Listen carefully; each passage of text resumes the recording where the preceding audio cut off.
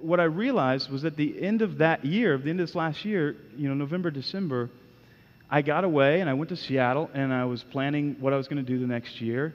And what led to the crisis was I didn't know. It was the first time in almost 20 years I had no idea what I was doing.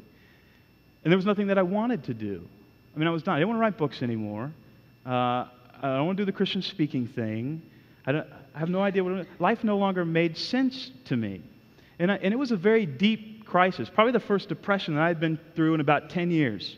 It was mild, but at the same time, I just couldn't define what this thing was about. So I just didn't basically write much of anything. And time kept going on. There were commitments that I was already involved in. One of the commitments was writing a screenplay with a group of writers. And so these guys flew out to Portland, and we stayed in my house, and we started writing and working on this screenplay.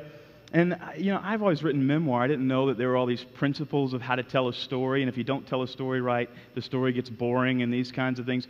And so we're writing the screenplay, and I'm saying things like, well, what if this happens? And the guys who have done it before and made movies, they're going, well, that can't happen because this. And then I'm starting to realize, wow, in order for a story to make sense, there are principles you use when you tell the story. Certain things have to happen or the story gets boring. It sounds formulaic. I don't mean it to be formulaic. It's actually just principles.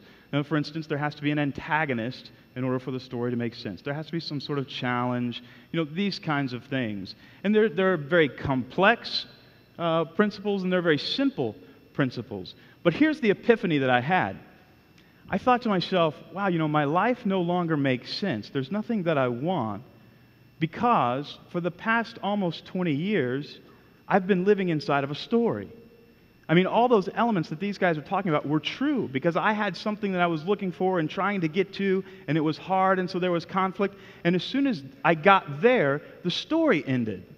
I mean, roll the credits. There's no more story.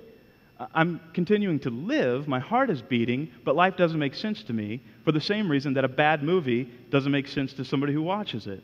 In other words, the elements that you can use to clarify a story and make a story better are the same elements that you can use to plug into your life.